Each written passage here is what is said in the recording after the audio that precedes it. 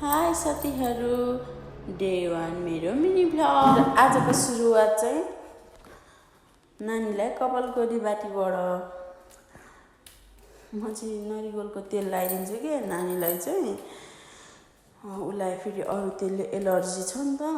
चटक्क कोरीबाटी पनि गरिसकेँ। राम्ररी देखियो भने त छैन भनेर रिसायो, किनभने त मलाई खुल्ला मनपर्छ भनेर बाँधिदिएपछि रिसाउँछ क्या जहिले, कि त स्कुल जाने बेला मात्रै हो कोर्ने, नत्र त्यसपछि चाहिँ म बेडरुम सफा गर्नतिर लाग्छु। बिहान उठेपछि चाहिँ म सिधै किचन जान्छु क्या। अनि यो चाहिँ हो मेरो गोलु मोलु डल्लु साथी।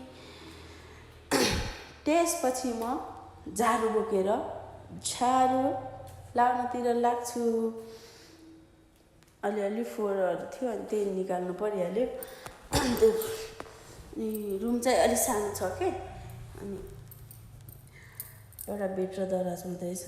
त्यसपछि म नानी बाबुलाई खाना दिन्छु। नानी बाबुहरू चाहिँ खाना खाँदैछ, म चाहिँ कुच्चो लाउनतिर लागेँ। अनि हेर्नु साथीहरू कति धेरै फोहोर छ। मेरो चाहिँ छोराछोरीले धेरै यो कागजहरू पेपरहरू काट्छन् के, अनि त्यो भएर चाहिँ अलि धेरै कागजहरू फोहोर निस्किन्छ क्या। तिर लाग्छु। नानीहरूको लुगाहरू अलिअलि गरिरहेको थियो, छरेर राखिरहेको थियो। अनि त्यो अलिअलि पटाएर सरसफाइ गरेर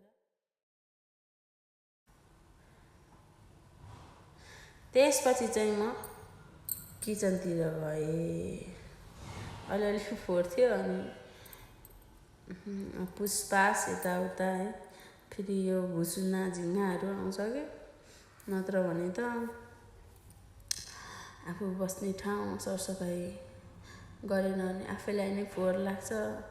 सरसफाइ अब म एब्रोन लाएर रेडी हुन्छु। प्लेटहरू अलिअलि थियो, यस्तो फोहोर छ। त्यसपछि म अब भाँडा धस्काउनुतिर लाग्छु होइन।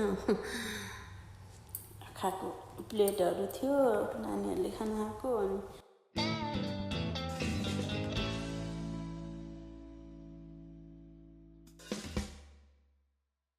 अनि यो चाहिँ प्लानमा हाल्नु लागेको साथीहरू होइन।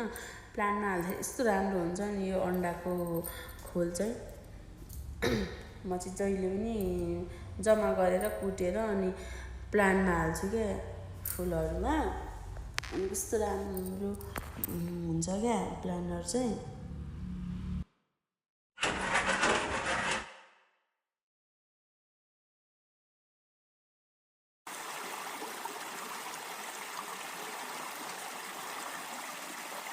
आफू बस्ने घर सरसफाइ गर्नुपर्छ।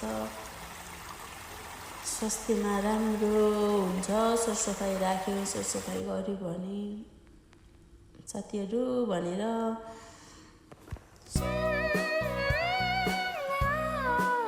सरसफाइ गरिसकेपछिको मेरो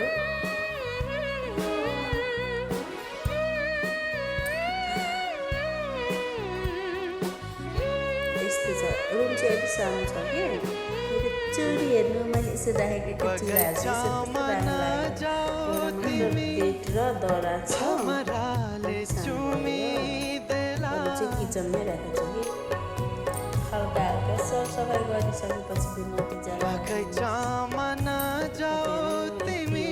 सरसफाइ गरेर मेरो अचारहरू आँपको, मुलाको,